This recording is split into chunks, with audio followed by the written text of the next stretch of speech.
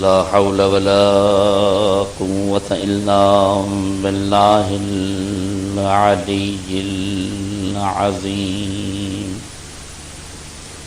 حسبنا الله ونعم الوكيل، نعم المولى ونعم النصير. الحمد لله رب العالمين، والصلاة والسلام على أشرف الأنبياء والمرسلين، الذي صاحب التاج والمعراج والبراق والعلم، دافع الولاء والوباء والقحط والمرض والألم. اسمه مكتوب مرفوع منقوش في اللوح والقلم. جسمه مقدس معطر مطهر منور في البيت والحرم.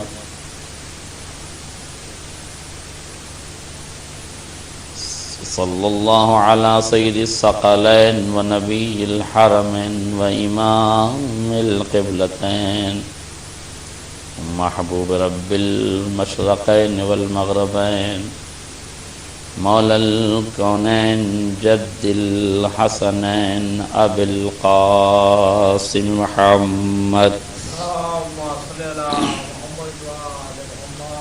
وعلى آل بيته الطيبين الطاهرين المعصومين المظلومين، ولعنة الدائمة الباقية على أعدائهم أجمعين من الآن إلى قيام يوم الدين. أما بعد، فقد قال إمامنا الحسين عليه الصلاة والسلام: مثلی لا یبایع مثلہ. صلوات علی محمد وعلی.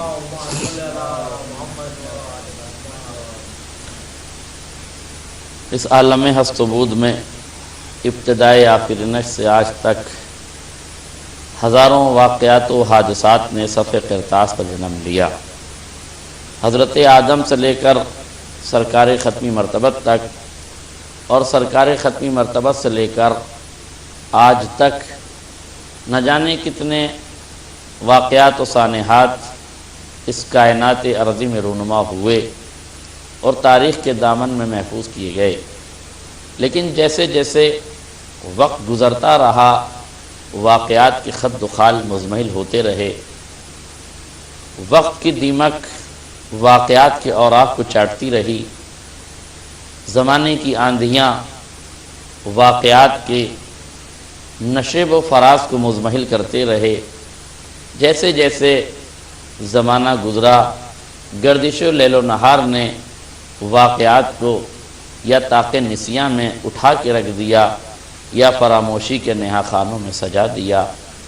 کم و بیش ہر واقعے کے ساتھ یہی ہوا کہ ایک زمانے تک واقعہ زباں زد خاص و عام رہا، لیکن جیسے جیسے وقت گزرتا گیا ویسے ویسے واقعہ مزمحل ہوتا گیا، وجود سے عدم کے سناٹوں کی طرف جاتا گیا، اور دھیرے دھیرے لوگوں نے اسے فراموش کر دیا.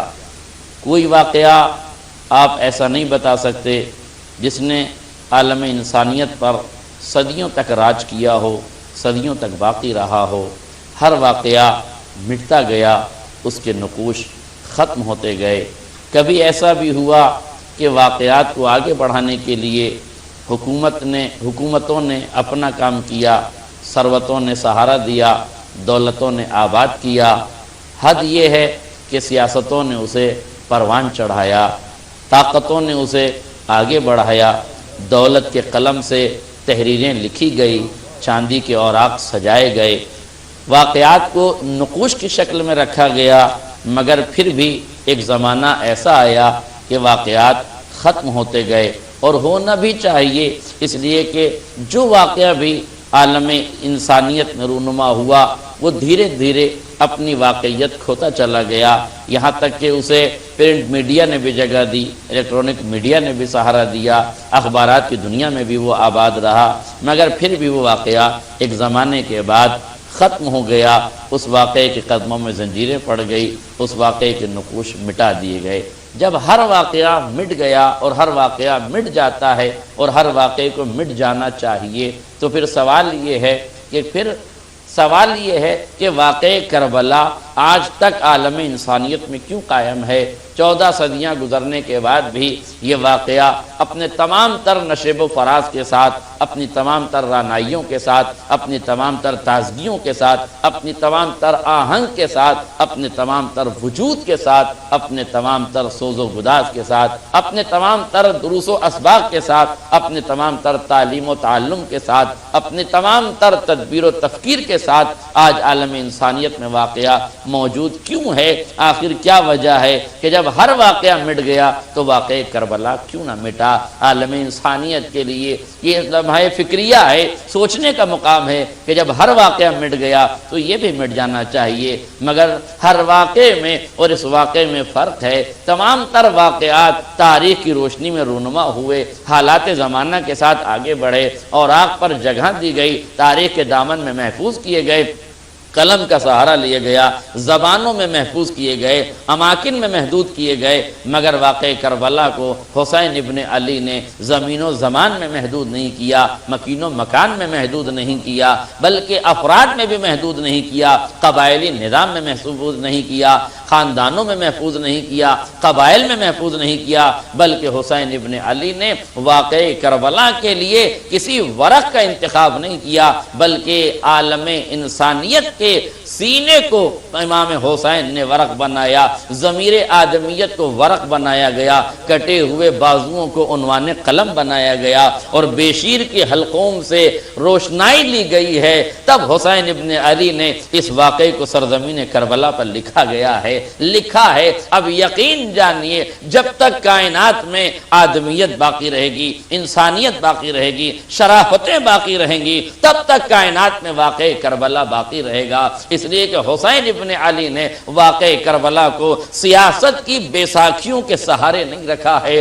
دولت و ثروت کے مناروں پہ نہیں رکھا ہے، قوت و طاقت کے عناوین پر نہیں رکھا ہے، حکومتوں سلطنت کے مرہون منت نہیں رکھا ہے، بلکہ حسین ابن علی نے اس واقعے کی بنیاد اخلاص پر رکھی ہے، حسن نیت پر رکھی ہے، توکل علی اللہ پہ رکھی ہے، خدا پر اعتماد پر رکھی ہے، توحید کے نظام کو برقرار رکھنے کے لیے رکھی ہے، نظام الہی کو برقرار رکھنے کے لیے رکھی ہے، وحدانیت کے پرچم کو بلند کرنے کے لیے رکھی ہے، رسالت کی آبرو بچانے کے لیے رکھی ہے، ولایت کو عنوان بنا کے رکھی ہے۔ اسی لیے اگر آپ دیکھیں تو واقعہ کربلا دو قبیلوں کی جنگ نہیں ہے، دو خاندانوں کی جنگ نہیں ہے، دو بادشاہوں کی جنگ نہیں ہے، دو بندوں کی جنگ نہیں ہے، بلکہ جنگ ہے دو نظریوں کی جنگ ہے، دو فکروں کی جنگ ہے، دو سوچ کی جنگ ہے۔ یہ دو فکروں کی جنگ کیسے ہے؟ ایک طرف حسینی فکر ہے، ایک طرف یزیدی فکر ہے، ایک طرف شیطانی فکر ہے، ایک طرف رحمانی فکر ہے، ایک طرف انسانی فکر ہے، ایک طرف حیوانی فکر ہے۔ یہ لڑائی تھی،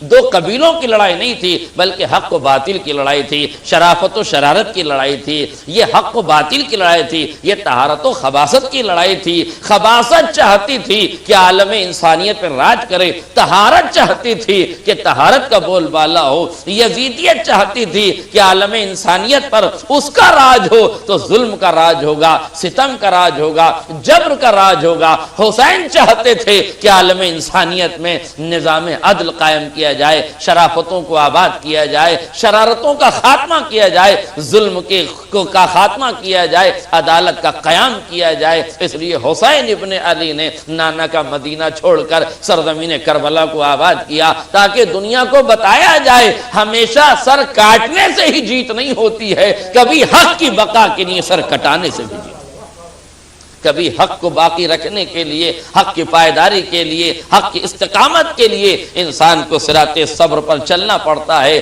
کبھی اپنے وجود کی قربانی دینی پڑتی ہے، کبھی اپنے خاندان کی قربانی دینی پڑتی ہے۔ اس لیے حسین ابن علی نے جو اعلان فرمایا ہے وہ یہی فرمایا ہے، یہ نہیں کہا کہ حسین ابن علی یزید ابن معاویہ بن ابو سفیان کی بیعت نہیں کر سکتا، بلکہ جناب امام حسین علیہ السلام نے فرمایا کہ مثلی لا یبایع مثلا، مجھ جیسا اس جیسے کی بیعت نہیں کر سکتا۔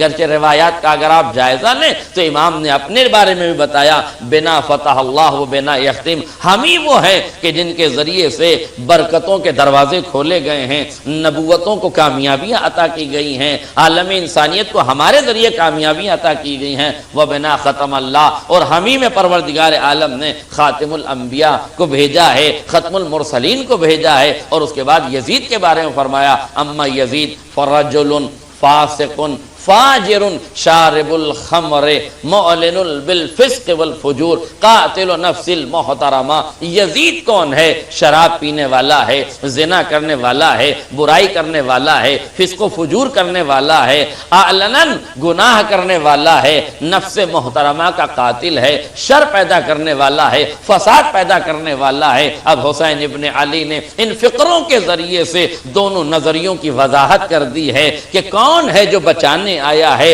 کون ہے جو بیچنے آیا ہے، کون ہے جو چاہتا ہے کہ عالم انسانیت بچ جائے، کون ہے جو چاہتا ہے کہ عالم انسانیت فنا کے گھاٹ اتر جائے۔ یزیدی نظام چاہتا تھا کہ اسلام دنیا سے ختم ہو جائے، رسم اسلام باقی رہ جائے۔ حسین چاہتے تھے کہ اصل اسلام باقی رہ جائے۔ رسم اسلام میں اور اصل اسلام میں فرق ہے۔ لقلق لسانی سے جس اسلام کو پروان چڑھایا جا رہا تھا وہ رسم اسلام تھا، مگر خون جگر پلا کے جس اسلام کو پروان چڑھایا جا رہا تھا، جوانوں کا لہو پلا کے جس اسلام کو پروان چڑھایا جا رہا تھا، وہ اصل اسلام تھا، جس میں بتایا گیا کہ کسی کا سر کاٹنا کمال نہیں ہے، بلکہ بقائے حق کے لیے اپنے گھر کو لٹا دینا، اپنے سر کو کٹا دینا، اپنے بچوں کو یتیم بنا لینا، یہ اس لیے کہ رضایت پروردگار مل جائے، دین باقی رہ جائے، اسلام باقی رہ جائے۔ اگر آپ واقع کربلا کے آفاقی پیغامات پر غور کریں تو اس واقعے کے اندر موجود پیغامات آپ کو بتاتے ہیں۔ سب سے پہلے حسین ابن علی نے ظلم کے خلاف آواز بلند کی ہے۔ وہ مملکت جو چاروں طرف قتل و غارت گری کر رہی تھی، چاروں طرف فساد برپا کر رہی تھی، اس کے خلاف امام نے قیام کیا۔ اسی لیے امام نے فرمایا، انی لم اخرج عاشرا ولا بطرا ولا ظالما ولا مفسدا بل انما خرجت لطلب الاصلاح في امت جدی اريد ان امر بالمعروف وانهى عن المنکر۔ امام اپنے مدینے سے نکلنے کا مقصد بتا رہے ہیں، اپنے قیام کا مقصد بتا رہے ہیں، اپنے انقلاب کا مقصد بتا رہے ہیں، اپنے اہل و عیال کو گھر سے لے جانے کا مقصد بتا رہے ہیں۔ کیوں سرزمین کربلا کی طرف حسین ابن علی جا رہے ہیں؟ کیوں مدینۃ الرسول کو خیر بات کہہ رہے ہیں؟ امام وجہ بتا رہے ہیں، انی لم اخرج عاشرا، میں شر پھیلانے کے لیے نہیں نکل رہا ہوں، ولا بطرا، میں دکھانے کے لیے نہیں نکل رہا ہوں۔ یعنی نہ حسین ابن علی شہرت کے طلبگار ہیں، نہ حسین ابن علی کسی شر و فساد کے لیے نکلے ہیں، بل انما خرجت لطلب الاصلاح فی امت جدی، اور نہ میں ظلم کے لیے نکلا ہوں، نہ میں فساد کے لیے نکل رہا ہوں، بلکہ میں نکل رہا ہوں تاکہ نانا کی امت کی اصلاح، انما خرجت لطلب الاصلاح فی امت جدی، اپنے نانا کی امت کی اصلاح کروں۔ یعنی حسین ابن علی کا قیام اصلاح امت کے لیے تھا، اصلاح معاشرہ کے لیے تھا۔ آج حسینی مجلسیں، آج جہاں جہاں بھی کائنات میں فرش اعضا بچھائی جاتی ہے، ان تمام تر فرش اعضا کے بچھنے کا ایک مقصد ہوتا ہے، امت مسلمہ میں امن و امان قائم کیا جائے، امت مسلمہ میں سلیقہ حیات پیدا کیا جائے، امت مسلمہ میں جذبہ ایثار و قربانی پیدا کیے جائے، امت مسلمہ کے اندر شرافتوں کو آباد کیا جائے، بے ایمانیوں کا خاتمہ کیا جائے، برائیوں کا خاتمہ کیا جائے، غیبتوں کے دروازے بند ہونے چاہیے، دہشت گردی کا ماحول ختم ہونا چاہیے، چاروں طرف امن و امان قائم کیا جائے۔ حسین ابن علی کا مقصد یہی تھا۔ اگر اس دور کی حکومت کا آپ جائزہ لیں، چاروں طرف قتل و غارت گری ہو رہی تھی، جہاں جہاں اگر آپ اس دور میں اس دور کی اگر ان علاقوں کو دیکھیں، مدینے میں حاکم کون تھا؟ ولید بن عتبہ بن ابو سفیان، یعنی ابو سفیان کا پوتا حاکم بن کے بیٹھا ہے۔ کوفے میں کون ہے؟ بشیر بن منذر، یا اس کے بعد عبید اللہ ابن زیاد جیسا انسان آیا ہے۔ اور دیگر علاقوں میں اگر آپ دیکھیں،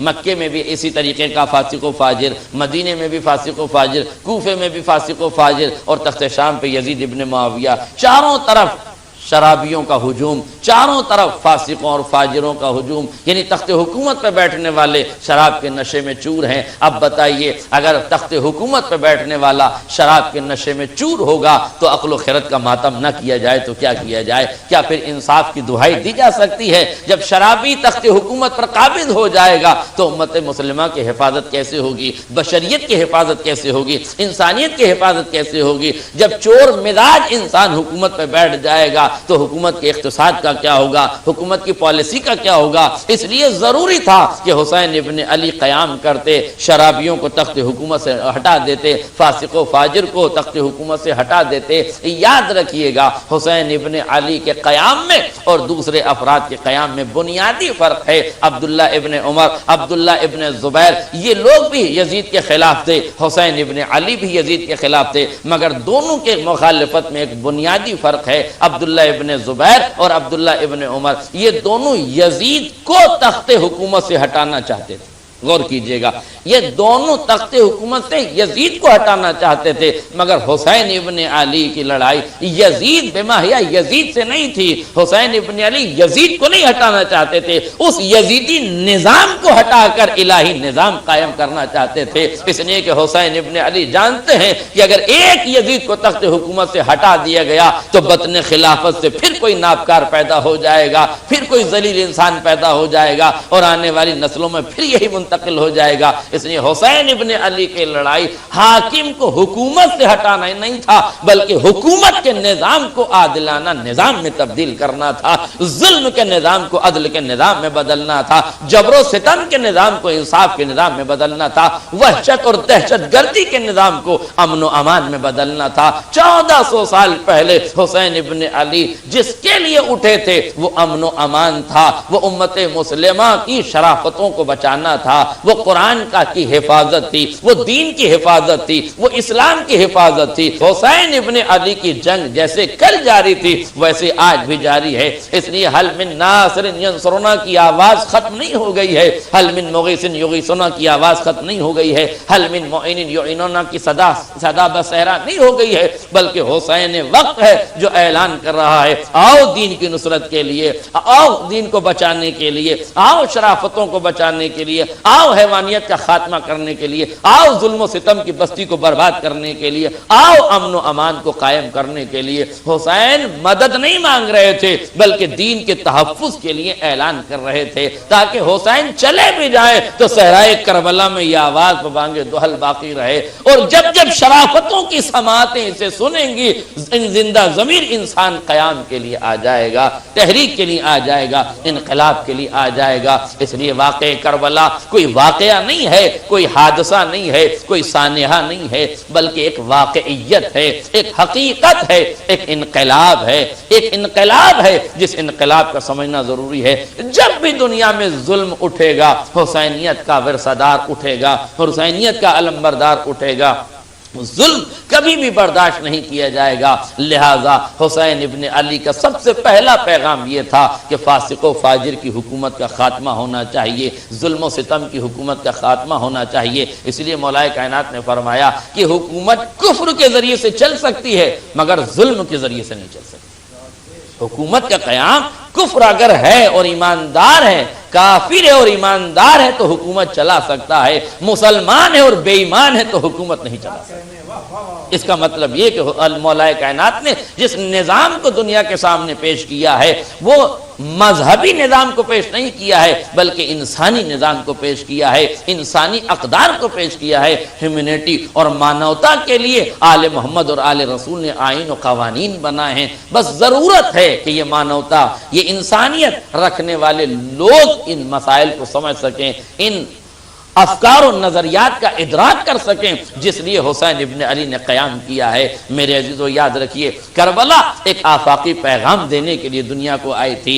رشتوں میں رکھ رکھاؤ کیسے کیا جاتا ہے یہ کربلا نے بتایا۔ کون سا رشتہ ہے جو کربلا نے نہیں نبھایا ہے؟ چچا اور بھتیجی کا رشتہ دیکھنا ہے تو عباس و سکینہ کا رشتہ دیکھ لو، ماموں اور بھانجے کا رشتہ دیکھنا ہے تو حسین اور اون و محمد کا رشتہ دیکھ لو۔ آپ بتائیے کون سا رشتہ ہے جو کربلا میں نہیں ہے؟ کیا دادا اور پوتے کا رشتہ کربلا میں نہیں ہے؟ حسین ابن علی ابو طالب کے پوتے نہیں ہیں؟ یہی تو رشتہ ہے اور جو ابو طالب نے قربانیاں دی تھی اسی قربانی کے کا دوام اور استقامت تو یہی ہے نا جو کربلا میں انجام دی جا رہی ہے۔ کیا پیغمبر کا ہم شکل پیغمبر کربلا میں نہیں تھے؟ اور میرے عزیزوں علی اکبر کو لے جانے کا مقصد بھی یہ تھا کہ جن لوگوں نے نبی کا کلمہ پڑھا ہے کم سے کم انہیں تو غیرت آ جائے کہ ہم کسے قتل کر رہے ہیں، ہم شکل نبی کو قتل کر رہے ہیں جو سیرت میں، صورت میں، گفتار میں، رفتار میں نبی جیسا تھا۔ جب لوگوں نے نبی جیسے شخص کو قتل کر دیا تو اس کا مطلب یہ ہے کہ ان کا تعلق نہ دین سے تھا، نہ مذہب سے تھا،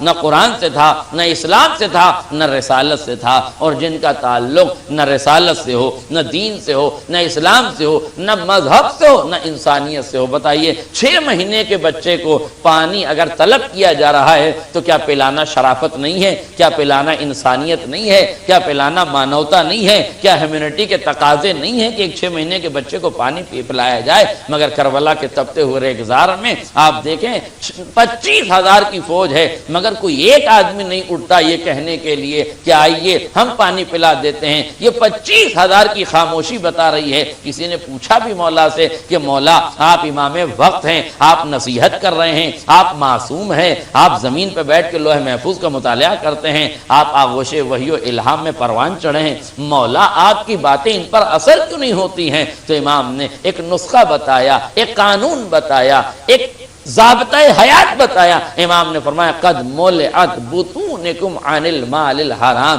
امام نے فرمایا اس فوج یزیدی کا پیٹ مال حرام سے بھر چکا ہے، اور جس قوم کا پیٹ مال حرام سے بھر جائے پھر اس پر امام کی نصیحتیں اثر انداز نہیں ہوتی، پھر اس پر امام کا واعظ و نصیحت اثر انداز نہیں ہوتا۔ اس لیے ضروری ہے کہ ضروری ہے کہ انسان مال حرام سے اپنے آپ کو بچائے۔ تو کربلا مال حلال کی طرف رغبت دلا رہی ہے اور بتا رہی ہے کہ ظلم وہی ہوگا جہاں پیٹوں میں مال حرام اتر جائے گا۔ جب کرپشن کے ذریعے سے مال پیٹوں میں اترے گا، جب بے ایمانی کے ذریعے سے مال پیٹوں میں اترے گا تو پھر اس سماج سے عدل کی توقع نہیں کی جا سکتی، انسانیت کی توقع نہیں کی جا سکتی، شرافت کی توقع نہیں کی جا سکتی۔ ہاں جو لوگ حلال روزی اختیار کریں گے، حلال کمائی بچوں کو کھلائیں گے، حلال نظریے پہ رہیں گے، پھر اس سماج میں عدل کا بول بالا ہوگا، امن کا بول بالا ہوگا۔ تو کربلا عالم انسانیت کو یہی سمجھانے کے لیے آئی تھی، حرام کھانے سے پرہیز کرنا، ظلم کرنے سے پرہیز کرنا، جبر و ستم کرنے سے پرہیز کرنا۔ اس لیے عالم انسانیت پر اگر کربلا چھائی ہوئی ہے اور عالم انسانیت کربلا کو سلام کر رہا ہے تو اس لیے کہ کربلا کے آفاقی پیغامات ہیں جو رہتی دنیا تک قائم و دائم رہیں گے۔ صلوات پڑھ دیں محمد اور آل محمد پر۔ لہذا حسین ابن علی نے کربلا معلی میں جو قیام فرمایا ہے وہ انسانیت کی بقا کے لیے ہے، مانوتا کو آگے بڑھانے کے لیے ہے، ہیومینٹی کو پروان چڑھانے کے لیے ہے، یعنی انسانیت کے معیار کو بلند کرنے کے لیے۔ کربلا کے آفاقی پیغامات آپ کے سامنے موجود ہیں۔ میں نے بتایا ظلم کے خلاف قیام کرنا، ظلم کے خلاف اٹھنا اور لڑنا یہ بہت ضروری ہے میرے عزیزوں، یاد رکھیے گا۔ میں نے ابھی کچھ دن پہلے کیوبا کے لیڈر کا ایک بیان پڑھا تھا، بڑا خوبصورت بیان، ایک انقلابی تھا کیوبا کا لیڈر، انقلابی آدمی، اس کا یہ بیان تھا اور غور کرنے کا مقام ہے اس بیان پر۔ وہ یہ کہتا ہے کہ میں نے قبرستان میں ان لوگوں کو بھی دفن ہوتے ہوئے دیکھا ہے جو اس لیے ظلم کے خلاف کھڑے نہیں ہو رہے تھے کہ کہیں مر نہ جائیں، کہیں مار نہ دیے جائیں، کہیں ہمیں موت نہ آ جائے۔ میں نے ان لوگوں کو بھی قبرستان میں دفن ہوتے ہوئے دیکھا ہے۔ اس کا مطلب یہ ہے کہ موت سب کو آنا ہے، ہاں شاندار موت وہ ہے جو شجاعت کے میدان میں آ جائے، جو شرافت کے ساتھ آ جائے۔ بے ایمانی سے مرنا کوئی مرنا نہیں ہے، بزدلی سے مرنا کوئی مرنا نہیں ہے، بے حیائی سے مرنا کوئی مرنا نہیں ہے۔ جب موت سب کو آنا ہے تو شرافتوں کے ساتھ آئے، شجاعتوں کے ساتھ آئے، بہادری کے ساتھ آئے، ظلم کے خلاف قیام کرنا پڑے گا۔ پڑے گا، میدان عمل میں آنا پڑے گا، تحریک کو آگے بڑھانا پڑے گا، انصاف کو آگے بڑھانا پڑے گا، عدالتوں کو سلام کرنا پڑے گا اور اللہ کی ذات پہ بھروسہ کرتے ہوئے میدان عمل میں آنا پڑے گا۔ یہی کربلا کا حقیقی پیغام ہے۔ ایک صلوات پڑھنے محمد اور آل محمد۔ لہذا میرے عزیزوں، آج 8 محرم ہے، اس لیے آپ کو یہ بھی بتانا ضروری ہے کہ رشتوں کی اہمیت اور عظمت کو اگر محسوس کرنا ہے تو آئیے اس شہید سے پوچھئے جو بھائی ہے تو چھوٹا بھائی مگر زندگی بھر اپنے آقا کو، اپنے آقا کے ساتھ رہتے ہیں، اپنے آپ کو غلام سمجھتے ہیں اور اپنے آپ کو مطیع سمجھتے ہیں اور اطاعت گزار ہوتے ہیں، اور جب اطاعت کی وہ عظیم منزل ہوتی ہے تب معصوم لبوں سے سند ملتی ہے، السلام علیکہ ایھا العبد الصالح المطیع للہ ولرسولہ، جو اللہ اور رسول کے اطاعت گزار تھا، اطاعت کرنے والا تھا۔ میرے عزیزوں، کربلا ہمیں یہی پڑھاتی ہے۔ دیکھیے، طاقت ہے، جوش ہے، جذبہ ہے، مگر طاقت کا کمال یہ ہے کہ وہ اطاعت کی سرحدوں میں رہے۔ طاقت کا کمال یہ ہے کہ وہ اطاعت کی سرحدوں میں رہے۔ اگر طاقت اطاعت کی سرحدوں میں رہتی ہے تو وقت کا امام اسے مطیع کہتا ہے، اللہ اور رسول کا اطاعت گزار کہتا ہے۔ طاقت کا ملنا کمال ہے بے شک، لیکن طاقت کو تقسیم کر کے رکھنا، عدل کے معیار پر برقرار رکھنا، طاقت کو سرحدوں میں رکھنا۔ آپ غور کیجئے کتنا عظیم واقعہ ہے، اور ایک جوان کی جذباتی کیفیت ملاحظہ فرمائیں۔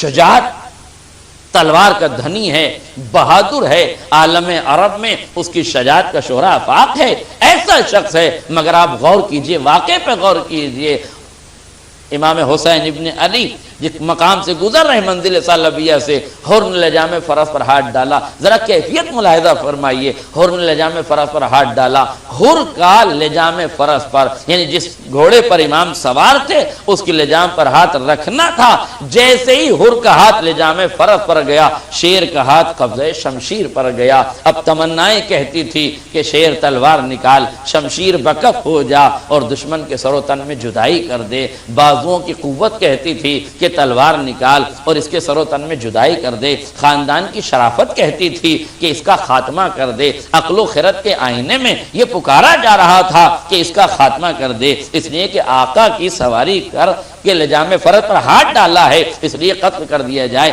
بازوؤں کی ابھری ہوئی مچھلیاں کیا کہہ رہی تھی، جذبات کیا کہہ رہے تھے، ظاہری عقل و خرد کے تقاضے کیا کہہ رہے تھے، خاندانی شرافتیں کیا کہہ رہی تھی، حضرت عباس کی عظمت و جلالت کیا کہہ رہی تھی، یہی کہہ رہی تھی، مگر کیا تھا، ہاتھ قبضے شمشیر پر ہے مگر نگاہیں حسین کے چہرے پر ہیں۔ یعنی آسان لفظوں میں کہوں، شجاعت کا ہاتھ قبضے شمشیر پر ہے مگر شجاعت کی نگاہیں حکمت کے اوپر ہیں کہ میرا مولا کس ارادے کا اظہار کرتا ہے، کیا کہتا ہے۔ میرے تو غور کیجئے گا، اطاعت کی کتنی بلند درجے پر ابو الفضل عباس فائز ہیں، حسین کی آنکھوں میں آنکھیں ڈال کے دیکھ رہے ہیں، انتظار ہے کہ پلک جھپکے اور شمشیر بکف شیر ہو جائے اور ہر کے سر و تن میں جدائی ہو جائے، مگر ادھر حسین نے پلکیں جھپکا کے منع کیا، ادھر شیر کا ہاتھ قبضے شمشیر سے خالی واپس آ گیا۔ میرے عزیزوں، لفظ بولے جائیں اور اطاعت کی جائے تو وہ اور مرحلہ ہے،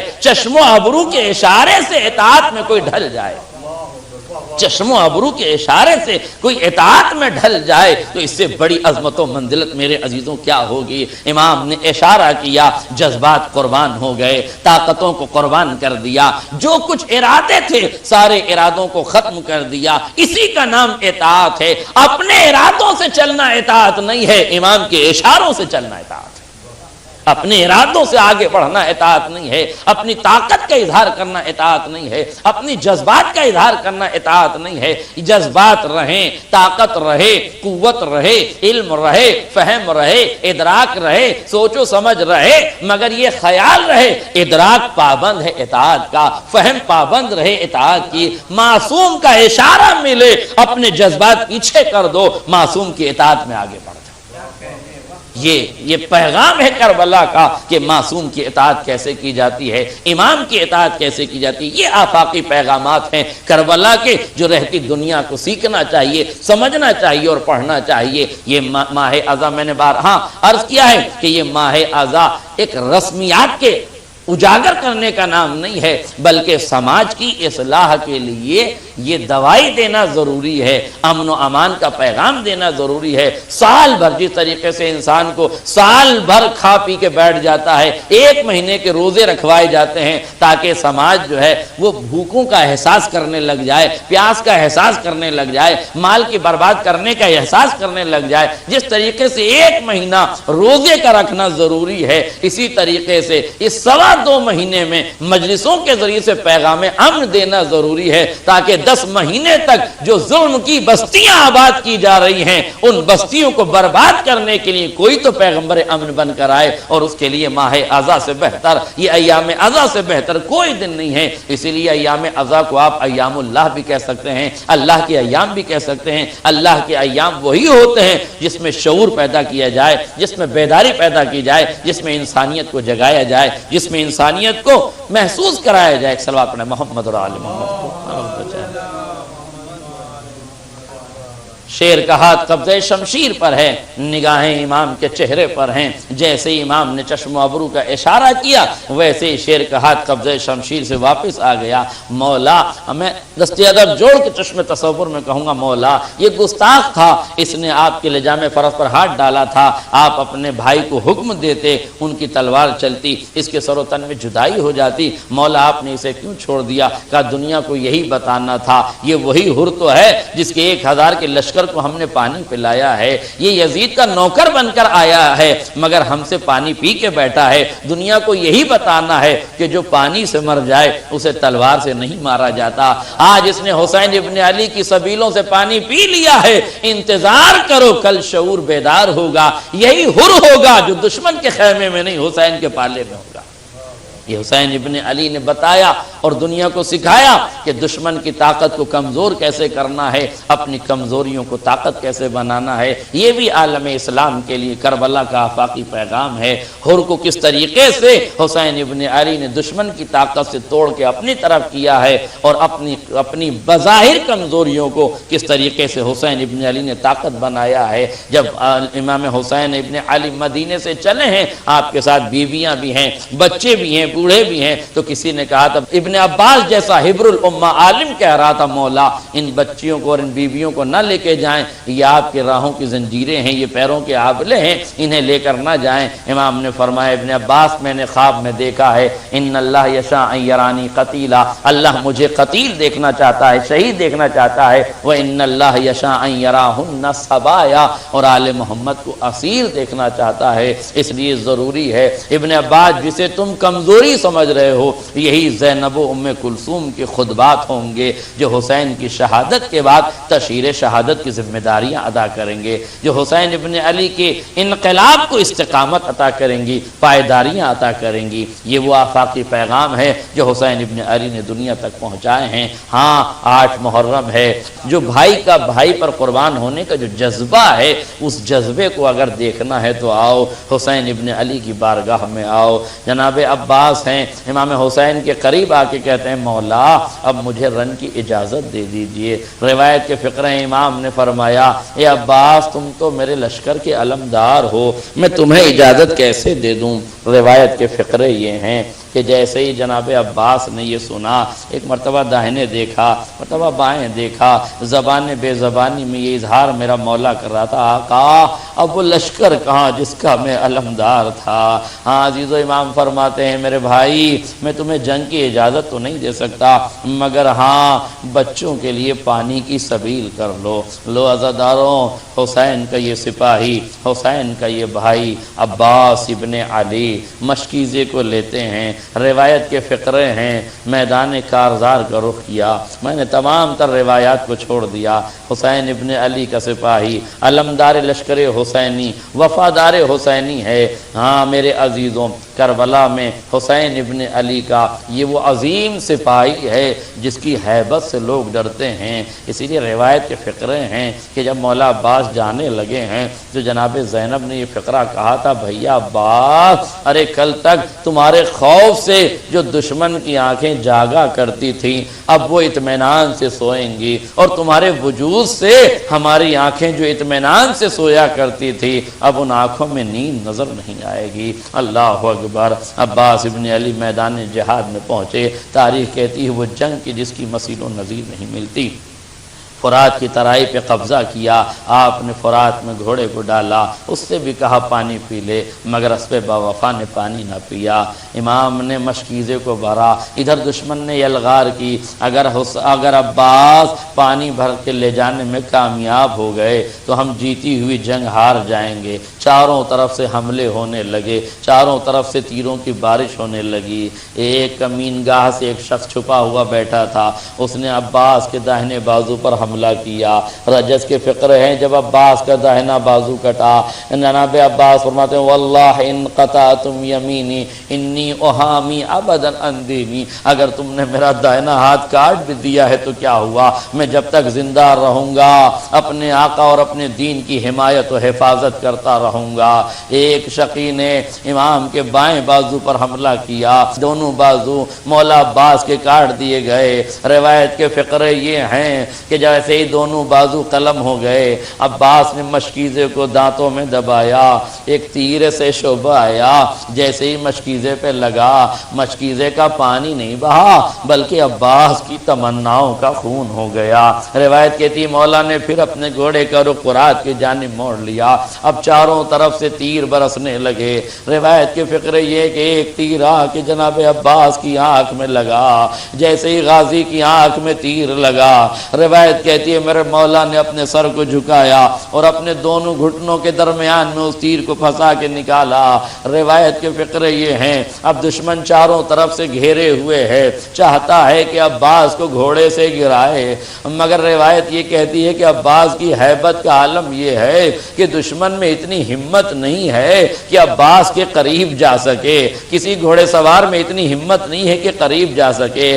اعلان ہوا گرز آہنی منگایا جائے، گرز آہنی سے حملہ کیا جائے۔ میں نے روایات میں گرز آہنی تو پڑھا تھا مگر گرز آہنی دیکھا نہیں تھا، میرا تصور نہیں تھا کہ گرز آہنی کیا ہوتا ہے، مگر جب میں ادے پور کے میوزیم گھر میں گیا میں نے وہاں گرز آہنی رکھا دیکھا، آپ یقین کیجئے کلیجہ پکڑ کے بیٹھ گیا۔ میں بہت دیر تک سوچتا رہا کیا اسی کو گرز آہنی کہتے ہیں؟ ایک لوہے کا گولا ہے، اس پہ باریک باریک سوئیاں لگی ہوئی ہیں، اس میں ایک زنجیر لگی ہوئی ہے جو 2 سے 3 میٹر کی زنجیر ہے۔ گرز آہنی کا مطلب یہ ہے کہ اس گرز کو لوگ چلاتے ہیں، اس لیے اس کو پکڑا نہیں جاتا کہ جب پکڑے گا کوئی تو زخمی ہو جائے گا، اس لیے زنجیر چلائی جاتی ہے۔ کیونکہ دشمن میں اتنی ہمت نہ تھی کہ عباس کے قریب آتا، اس لیے گرز آہنی کو گھمایا گیا اور لے جا کے عباس کے سر پہ حملہ ہوا۔ تاریخ کہتی ہے غازی کے سر پہ، مولا عباس کے سر پہ حملہ ہونا تھا،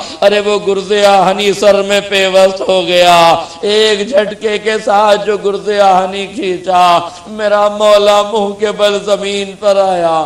اس لیے میرے وقت کا امام کہتا ہے ارے سلام اس شہید پر، اب تک جو شہید دین سے زمین پر آتا تھا اپنے دونوں بازوؤں کو، اپنے دونوں ہاتھوں کو زمین پر ٹیک لیتا تھا، مگر سلام میرے اس مظلوم آقا عباس پر جب دین سے زمین پر آیا، دونوں بازو کٹے ہوئے تھے، منہ کے بل زمین پر آئے، آواز دی السلام علیکہ یا ابا عبداللہ یا خادرکنی، اے آقا میرا سلام آخر قبول کیجئے، اے آقا میرا سلام قبول کیجئے، اے آقا میری مدد کو آئیے۔ تاریخ کہتی ہے حسین ابن علی نے آواز کو سنا، مرثیہ پڑھا الان ان کا سر ظہری آخی وقلت حیلتی، اے بھیا تمہارے مرنے سے حسین کی کمر شکستہ ہو گئی، راہ چارہ مسدود ہو گئی۔ تاریخ کہتی ہے جناب حسین ابن علی میدان جہاد کا رخ کیا۔ روایت کے فقرے یہ ہیں علی اکبر ساتھ ہیں، اے میرے لال علی اکبر مجھے سہارا دو، علی اکبر نے سہارا دیا۔ حسین سہارے کے ساتھ میدان کارزار میں پہنچے۔ روایت کہتی ہے ایک جگہ حسین رکے، اس جگہ رک کے حسین نے کیا کیا؟ ارے عباس کا داہنا بازو اٹھایا، پھر کچھ قدم دوری پہ چلے، پھر عباس کا بایاں بازو اٹھایا۔ روایت کہتی ہے عباس کے قریب آئے، بھائی کا سر بھائی نے اپنے زانوں پہ رکھا، دست شفقت پھیرا، آواز دیے بھیا اگر کوئی آخری خواہش ہو تو بیان کرو۔ مولا عباس فرماتے آقا ارے خواہش تو کچھ نہیں، لیکن آقا جب دنیا میں آیا تھا اماں نے بتایا میں نے آپ کی زیارت کی تھی، آقا چاہتا ہوں جب دنیا سے جا رہا ہوں آقا آپ کی زیارت کرو۔ امام نے پوچھا بھیا پھر زیارت کیوں نہیں کرتے؟ کہا آقا ایک آنکھ میں خون اتر آیا ہے، ایک آنکھ میں ابھی تیر لگا ہے، زخمی ہے، آقا میری مدد کیجئے۔ حسین نے جیب سے رومال نکالا، حسین نے عباس کی آنکھوں کو صاف کیا، حسین کا آخری دیدار کیا، کہا آقا بس ایک تمنا ہے، میرے لاشے کو خیمے میں نہ لے جائیے گا، مجھے سکینہ سے شرم آتی ہے، میں پانی کا وعدہ کر کے آیا تھا۔ میرے عزیزو یہ مولا کے فرمان، یہ مولا کی تمنا، لیکن اس کے پس سے پوچھتے ایک تمنا اور تھی، چونکہ عباس جانتے تھے ارے دنیا عرب کا دستور یہ ہے کہ جب کسی غلام کا لاشا اٹھتا ہے تو غلام اٹھاتا ہے، آقا نہیں اٹھاتا، جب کسی آقا کا جنازہ اٹھتا ہے تو غلام اٹھاتا ہے۔ اس لیے شاید عباس نے کہا ہو اے آقا میں نے زندگی بھر آپ کو آقا کہا، اپنے آپ کو غلام کہا، اب میری غیرت کو یہ گوارا نہیں، میرا آقا میرے جنازے کو اٹھائے۔ 57 برس کا بوڑھا باپ کس طریقے سے 32 برس کے بھائی کا جنازہ اٹھا